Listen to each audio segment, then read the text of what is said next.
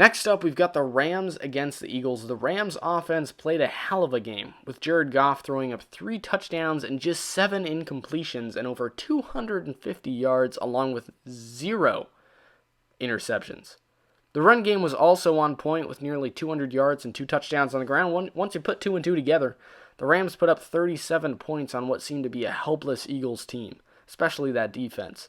Not to mention the Rams defense also played well. Despite the 0 sack count, they hauled in 2 interceptions on Wentz as well as holding the quarterback out of the end zone, so clearly the Rams were simply the better team in this matchup. Not to mention, the Rams, whom many predicted not to make the playoffs in 2020, are 2-0. And the Eagles, whom many predicted to make the playoffs, are 0-2. The Rams starting off 2-0 is big as they face 2 solid rosters in the Cowboys and the Eagles, and it's tough to give the Rams a win or even a loss next week against the Bills, but either way, the Rams should end up with a 4-1 record at the end of Week 5, even with a loss against the Bills. A great and relatively unexpected way for the Rams to start the 2020 season.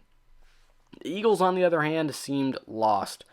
Wentz seems lost early in the season, starting out with 4 interceptions to just 2 touchdowns. Not to mention he has failed to move the ball consistently through the air throughout Week 1 and 2.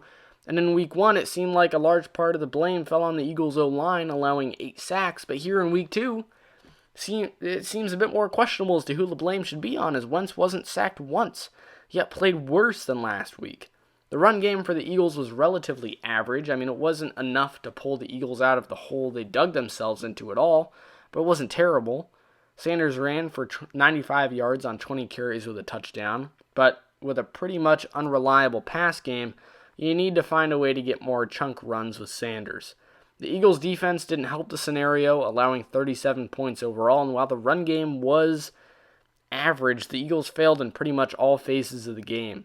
This game wasn't just lost by Wentz, but it was truly a team effort. Sanders did the best he could, but it simply wasn't enough.